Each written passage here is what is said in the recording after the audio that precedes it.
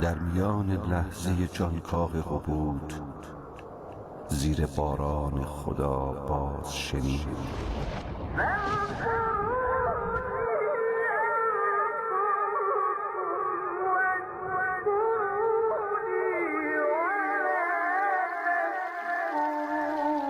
نازنینم آدم، نه به اندازه تنهایی من، نه به اندازه عرش، نه به اندازه گلهای بهشت، که به اندازه یک دانه گندم.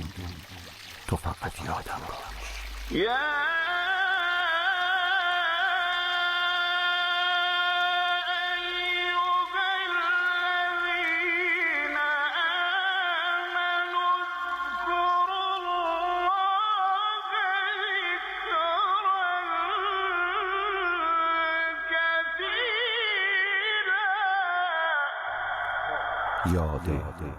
خدا.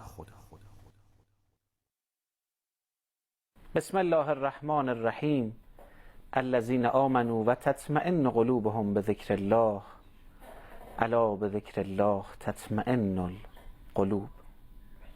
اللهم کل ولیک الحجة ابن الحسن صلواتک علیه و علی آبائه فی هذه الساعة و فی کل ساعة ولیا و حافظا و قائدا و ناصرا و دلیلا و عینا حتی تسکنه ارضک طوعا و تمتعه فیها طویلا.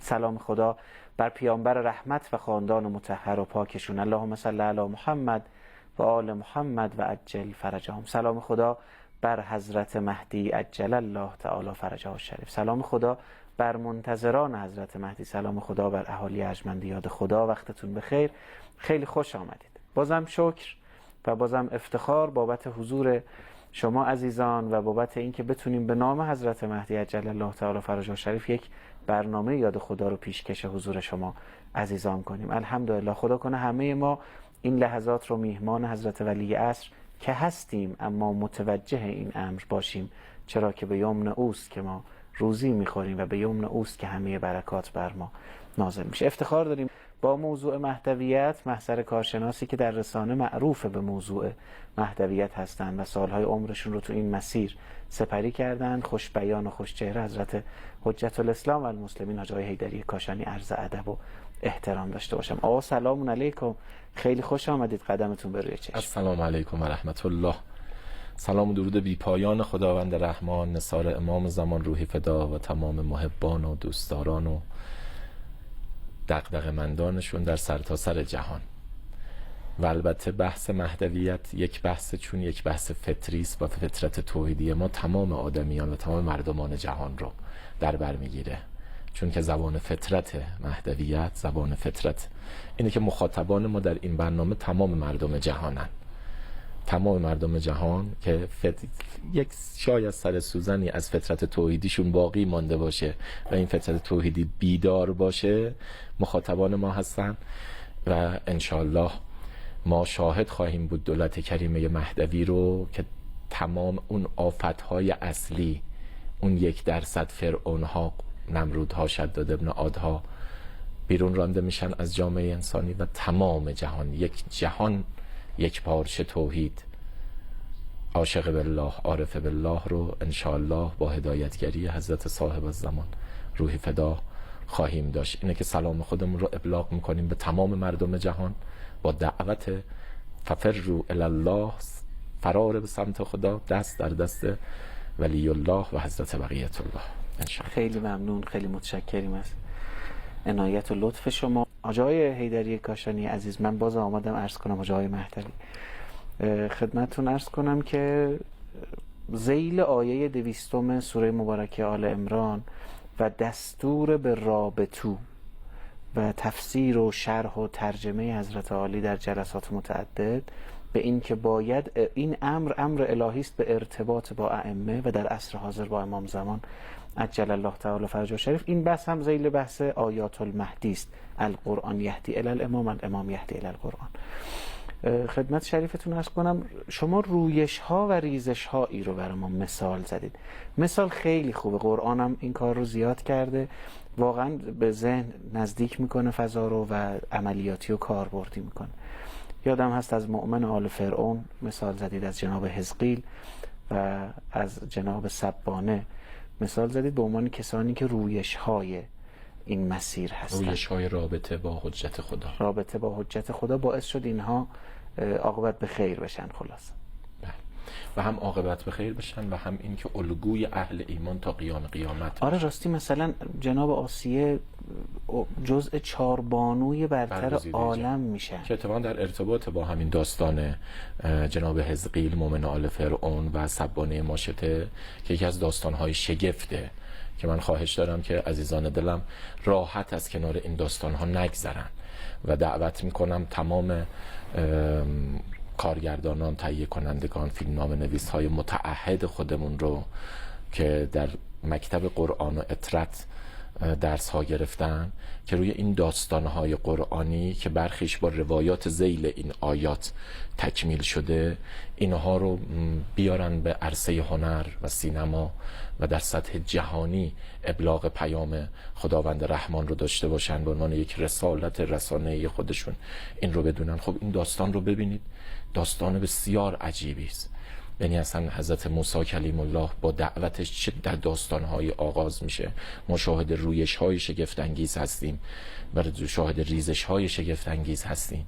خب شما ببینید فرعون، هامان، دار و دستش در ستیز، اینا جز ریزش‌های اولیه‌اند، ربطشون به طور کامل قطع میشه با ولی خدا. بعد یه مرتبه ساحران فرعون، اینها ارتباطشون برقرار میشه، رویش‌های عجیب و شگفت‌انگیز. و بعد چه بیانات معنوی و الهی دارن که خداوند رحمان اینها رو الگوی ما قرار میده در قرآن. و بعد مؤمن آل فرعون 17 آیه در سوره غافر بدون اینکه نام حزقیل آورده بشه. خب ببینید، یک دست ما قرآن، یک دستمون اطرت.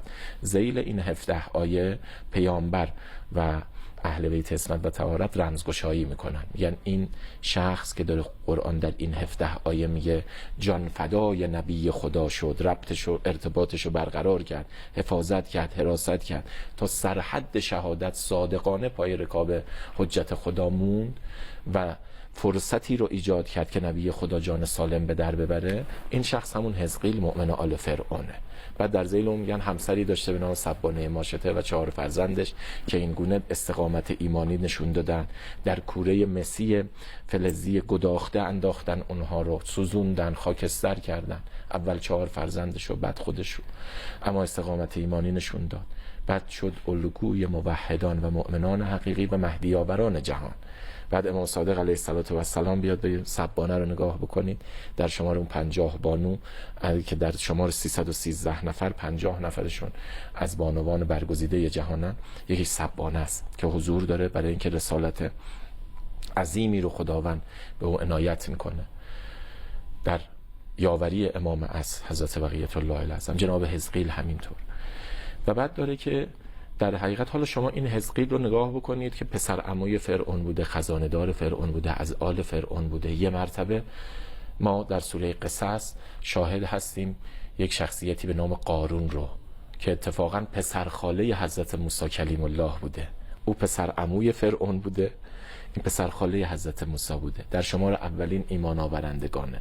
بعضیا گفتن آگاه ترین به تورات حضرت موسی، مفسر تورات بوده، یعنی تورات رو تفسیر میکرده، مبلغ دین خدا بوده، یک در حد یک قدیس. هم رابطه حسبی و نسبی داشته، هم رابطه عاطفی و معنوی داشته. اما یه مرتبه میبینیم در شمار ریزش ها قرار میگیره، میشه قارون و سمبل مفسدان اقتصادی، اختلاسگران اقتصادی، انحصار طلبان اقتصادی، اونایی که به حد خودشون سر سفره‌ای که دولت حکومت دینی برقرار میکنه و پهن میکنه به حد خودشون قانع نیستن، همه چیز رو برای خودشون رو دار و دستشون میخوان. که یکی از اصلی ترین مراحل سلوک مهدوی ما گذر و ستیز با قارون صفتان اقتصادی، با طاغوت اقتصادیه. این همشن ریزش های حکومت دینی. و حضرت موسی کلیم الله برپادارنده اولین حکومت دینی در جهان بودن. و بعد میبینید که طاغوت سیاسی رو عبور کردن. بعد در دل عبور از دل طاغوت سیاسی مشاهده یک رویش هایی هستیم، از جمله حضرت آسیه سلام الله علیها که شما اشاره فرمودین. حیفه که بگذریم از این داستان عظیم و شگفت‌انگیز جناب حزقیل مومن آل فرعون، شهادت سبانه ماشطه 4 فرزندش و اون فرزند نوزادش. میگه شب فرعون اومد برای آسیه که همسر محبوب او بود و بعضی از گزارش‌های تاریخی میگن که فقط خاطر آسیه رو میخواست و اگر کسی حرف کسی رو، تنها کسی رو گهگداری گوش میداد آسیه بود، انقدر او رو دوست میداشت که شما دارید در جریان وقتی که صندوقی که حضرت موسی رو مادرش قرار داده بود گرفتن، اول فرعون اراده قتلش رو داشت دیگه، 70,000 فرزند پسر رو کشته بودن که این طفل به دنیا نیاد و نمونه به دنیا.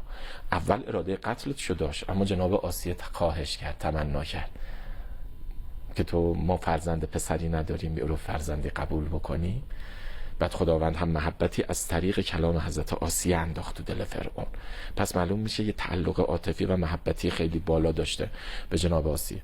اومد داشت داستان رو تعریف میکرد که آره امروز سبانه ماشطه اینجور شد، داستانش هنگام آرایش دخترم شانه از دستش افتاده بود و بسم الله گفته بود و به خدایی موسی اقرار کرد و من هم او رو تهدید کردم اگر برنگردی تو رو میسوزونم. فرزندانش رو دستور دادم یکی یکی آتش زدن، سوزوندن، خاکستر کردن.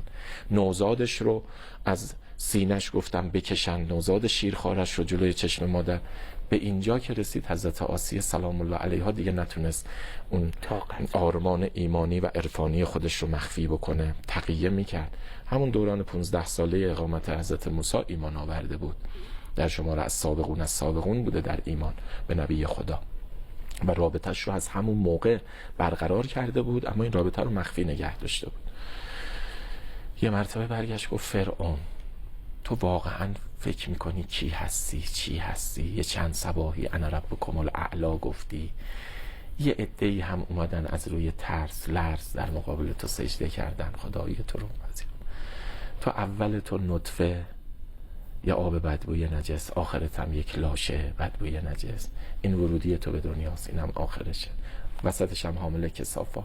تو کی هستی، چی هستی که انقدر طغیان و عصیان میکنی در مقابل خداوند رحمان؟ فرزند نوزاد شیرخواره رو از سینه مادر میگیری، تو کوره مسی گداخته میاندازی، میسوزونی، خاکستر زجای مادر رو میشنوی، بعد مادر رو میسوزونی، بعد میای افتخار میکنی.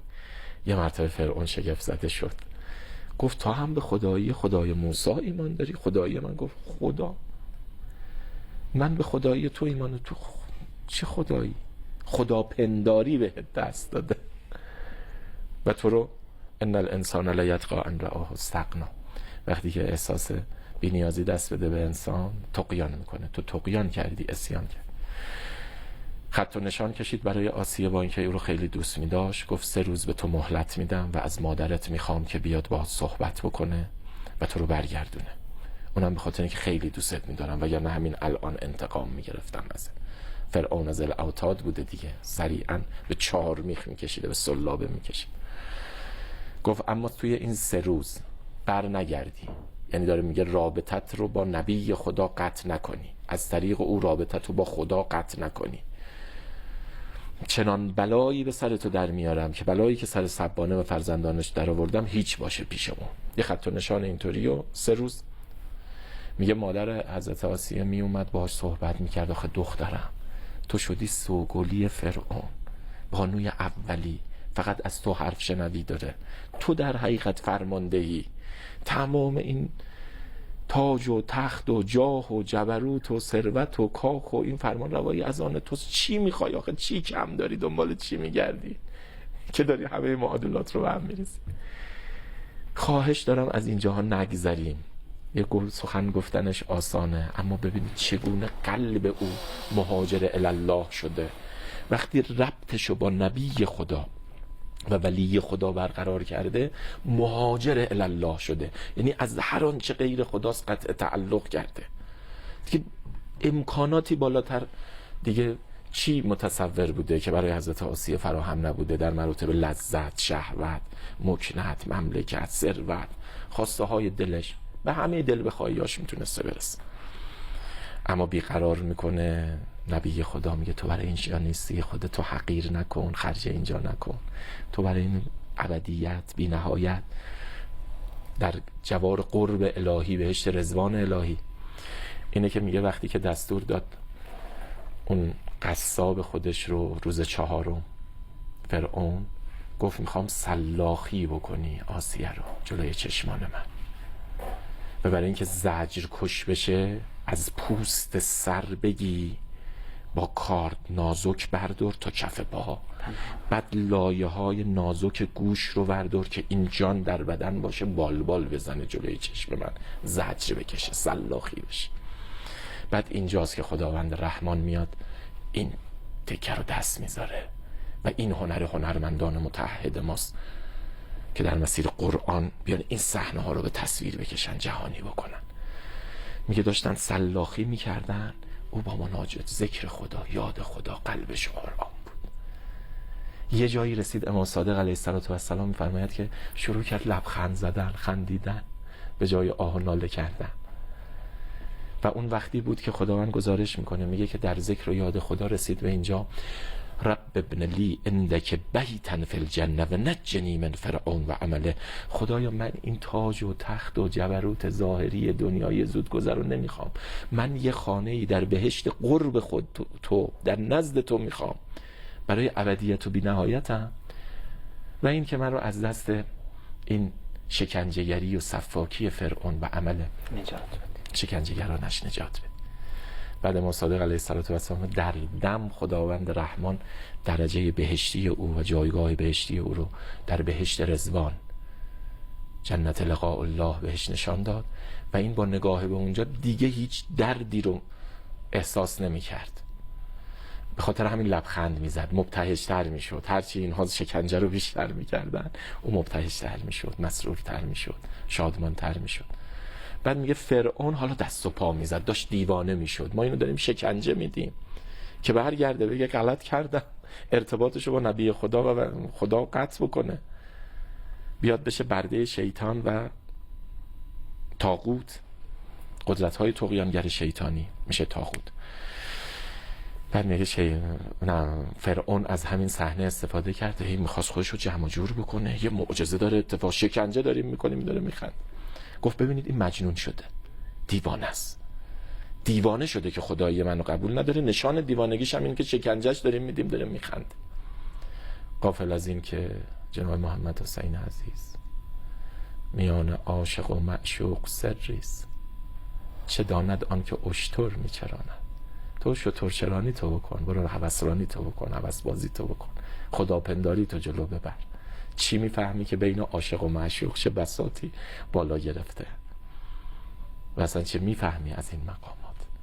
و این جناب آسیه سلام الله علیها در جمع 4 بانوی برتر جهانی نام خودش رو ثبت کرد، در شمار از سابقون شد، اولئک المقربون شد، فی جنات نعیم. جنات نعیم جنت پیامبرانه، جنت امامانه، جنت الحسینه، جنت الزهراست، جنت المهدیست. به اونجا رسید و بعد انگار نمره مهدی آوری و حد نصاب مهدی آوری خودش رو هم دریافت که در شمار یاوران امام زمان رجعت میکنه و العاقبة للمتقین رو میبینه. خیلی ممنونم، خیلی متشکرم. دلم میخواد دعای فرج رو با بیننده های خوبمون بخوانیم. بسیار عالی، بسیار عالی. با این خواندن دعا که خیلی هم سفارش شده، دعای الهی عظم البلاء، بتونیم این ربط رو پیدا کنیم. ما که خیلی نمیفهمیم شما دارین چی میگین. یعنی واقعا داستان آسیه داستانی است که فهمش یه ذره عشق میخواد تا آدم. قطعا همینطور. اخوک مثلک، بندم ناقل هستم و راوی. من جدی عرض کردم فهمش رو اولیاء خدا اصلا میفهمن. درکش سخت دیگه. تو تنها زن محبوب پادشاه اون زمان باشی و بعد بگی که هیچی نمیخوام، اینا رو نمیخوام، تو رو سلاخی کنن اما تو بیقرار عشقت. خدا باشی، اونم از راه دلدادگی به نبی خدا. چی میشه که آدم به اینجا میرسه؟ فقط حالا به شخصیت قارون و عاقبتش یک اشاره میکنیم، جزئیاتش رو که چگونه ما معادله طاغوت که الان یکی از اصلی ترین پیچ های نظام اسلامی ما که پیش خطرناکیه و ما باید از اون گذر بکنیم و به تعبیر رهبر معظم انقلاب ما این پیچ تاریخی در حقیقت در هم شکستن مافیای اقتصادی، طاغوت اقتصادی، قارون صفتان اقتصادی که در داخل شدن ایادی فرعون زمان و زالوانی شدن، زالوهایی شدن که به جان مردم و بیت المال افتادن. ما اینها رو بتونیم غلبه پیدا بکنیم، انشالله دیگه در یک مسیر هموار قرار میگیریم انشالله. کما اینکه همراهان حضرت موسی و مؤمنان به موسی این رو طی کردن. حضرت موسی سلام الله علیه نفرمود قارون پسر خاله منه، ما نون و نمک هم دیگر رو خوردیم، در شمار دوستان من بوده، رفیقان من بوده، از اولین ایمان آورندگان بوده، کوتاه بیاد در مقابل او، یا مؤمنان بیان کوتاه بیان. گفتن حکم خدا باید اجرا بشه. قارون هم مقاومت کرد، در مقابلش شروع کرد به یارگیری و یک نمایش جنون‌آمیزی از ثروت در جامعه دینی که به رخ بقیه بکشونه که هر کس به ما بپیونده ما او رو برخوردار میکنیم.